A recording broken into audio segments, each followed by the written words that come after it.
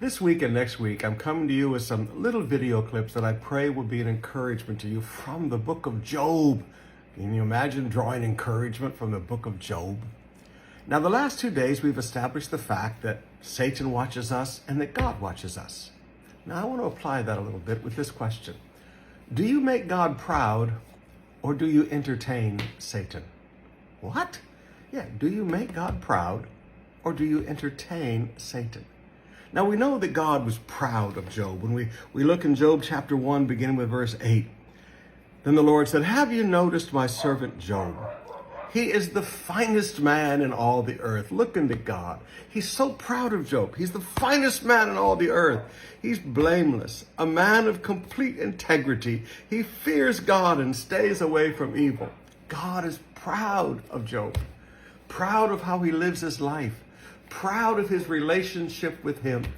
Oh, he's bursting with pride over Job's life. But have you ever wondered how Satan feels when we fall into sin? We get a great clue in Exodus chapter 32. Exodus chapter 32, verse 25. Do you remember when the people of Israel started worshiping the golden calf? Now, God had given them this great deliverance. God had taken them from poverty to great wealth in one night as they plundered Egypt. You look at all that God had done for them and He's bringing them into the promised land. And all of a sudden they turn away from God and they start worshiping a golden calf, and they're running amok. They're totally out of control in a big rave party in worship of an idol. And the scripture says in Exodus 32:25, their enemies, and I love the New Living Translation, their enemies were amused at them. They amused, they entertained, they put a smile on the face of their enemies. Beloved, the greatest enemy Israel had that was amused that day was Satan.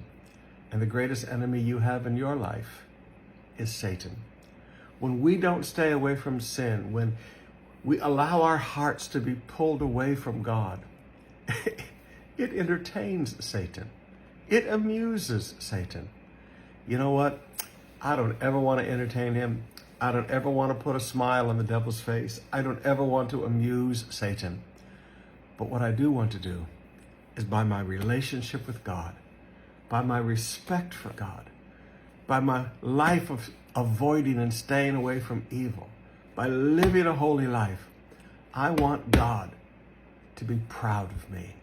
And I know that is your desire also.